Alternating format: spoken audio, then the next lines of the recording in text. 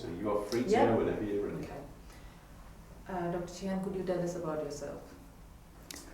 Yeah, well, my name is Bart Sheehan. I'm a consultant liaison psychiatrist here at Coventry and Warwickshire Partnership Trust. I work across the acute hospitals, the 3 acute hospitals that we provide a service for around Coventry and Warwickshire. And how long have you been with the Trust?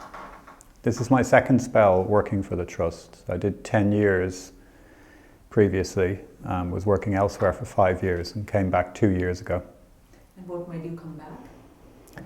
Well, a variety of factors made me come back to the Trust. One of them was my locality. I've always lived in the area and enjoyed working as well as living in the area. So I greatly reduced my commuting time. But more importantly, I wanted a new challenge in my chosen area of liaison psychiatry and a greater degree of autonomy and independence, which I felt this Trust would allow me. And you talked about living in this area. What are the benefits of living in this area? Well, the biggest benefits of living in the area are, first of all, the place is nice. Nice housing, access to countryside, a very easy commute by train in particular to London and Birmingham, and travel internationally as well because of that, especially from Birmingham Airport.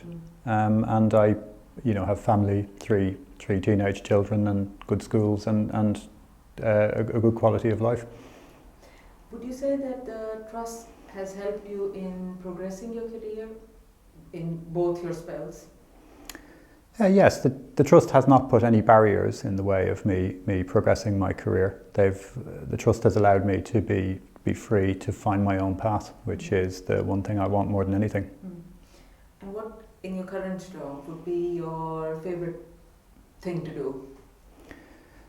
Well, in my current job, my role is working in the general hospital setting. So my colleagues are primarily surgeons, physicians, matrons, nurses around various acute and non-acute bits of the general hospital.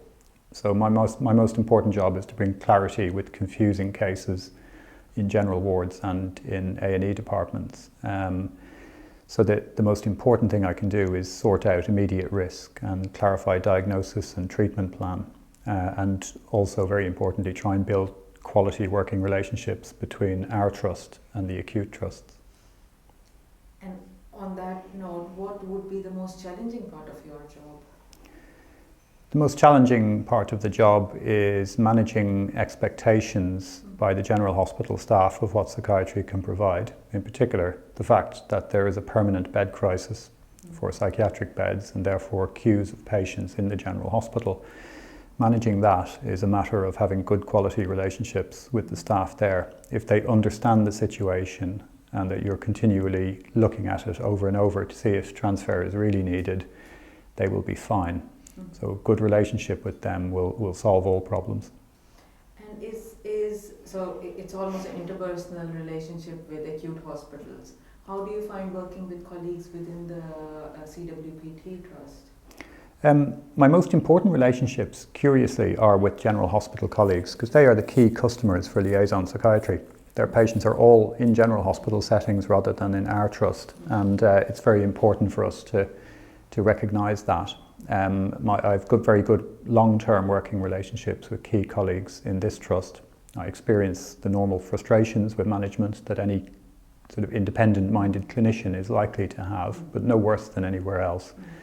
And by and large, I'm left free to make responsible clinical decisions, which is the only viable reason for me being here. You've worked, as you said, in COVID with the trust, and then went away and then came back. But were there any key differences in working environment in the other trust you worked with? Yes, there were huge differences. I went away to work as a liaison psychiatrist for 5 years in Oxford before coming back in the last 2 years here. We essentially set up a new service in Oxford, which was radically different. In many ways on the cutting edge of how liaison psychiatry could work, but had a number of disadvantages of excessive senior input into clinical decision making, and I relished in this trust where I'm working now the chance to be more autonomous, and that's something that they allow me. And do you get opportunity to have clinical leadership role on day-to-day basis? Yeah, I have. Yes, I have no formal management role, and that's the way I want it at the moment. In terms of clinical leadership, there is little doubt that consultants have a role in providing leadership, and that is very much respected by general hospital colleagues and also internally in our team. Looking at, as you mentioned, there are some more jobs coming up within acute liaison team as well. What would you look for in a potential candidate? What kind of qualities? For a candidate working in the area of liaison psychiatry, what I would look for is someone who has a reasonable understanding of organic psychiatry. For instance, someone capable of reliably diagnosing delirium and understanding the prognosis for a condition like that. Also dementia, the other very common organic condition. But more importantly, someone capable of communicating really positively with general hospital staff about the psychological dimension of life. It doesn't matter whether somebody has a psychiatric disorder per se. There is an explanation for why they are showing distress at that time, and understanding and owning that distress and explaining it to general hospital colleagues. That ability to communicate effectively and authoritatively is what I would look for in a colleague. And what about what would be good qualities for a new consultant that joins the trust or the team for that matter? I mean, you've explained for the team, but for the trust. In new consultants, what you're looking for is, well, of course, basic training, but they wouldn't even be appointed without that. What you're looking for, more importantly, I think, is intelligence, enthusiasm, intellectual curiosity, someone who shows that they care by trying to get things right first time, every time, and being open to learning from experience and error. And in terms of trust, offering, what do you think the trust offers to new consultants? I think for new consultants, what this trust offers and should continue to offer is autonomy with some mentorship. So for new consultants, that they would have access to someone senior capable of guiding them and helping them improve. But importantly, that they are allowed to work independently, which is what new consultants have to do. And some of the old-fashioned virtues of the NHS for consultants. Consultants' opinions are still respected in most, not every, but most areas of this trust. And if we're going to be paid to take leadership, then our opinions will have to be listened to. Okay. What would be one thing in terms of the new consultant joining that they should work on before joining the trust? One key area, if we can boil it down to one key area. For new consultants joining the trust, in terms of what they need to work on, I don't think there's anything in particular that they need to work on. They need to make sure that they match carefully the job description and person specification which is laid out. Beyond that, we will know at the interview whether they're likely to make a fit. To work really effectively, you've got to be intelligent, keen, you've got to care, and you've got to be able to communicate that. Those four criteria are what will always make for a successful consultant. Does the trust have any teaching and training responsibilities for the trust, for the consultants?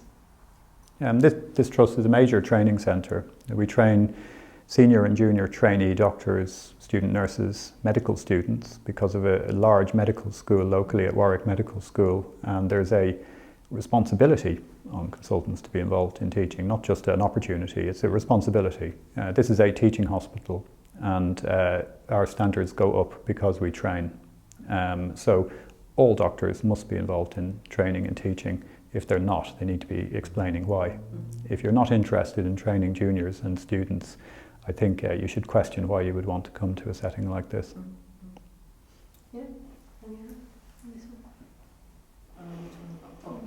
Okay, sorry.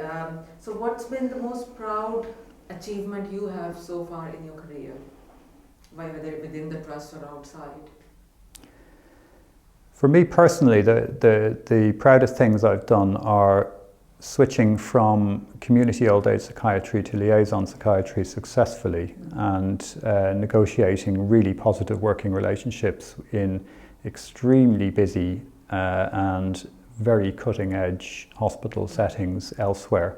And also having the opportunity to be involved in clinical research, the completion of trials of complex interventions among NHS patients, which have led to very important publications and new guidance for treatment in the NHS. Yeah. Perfect. Thank you. Okay.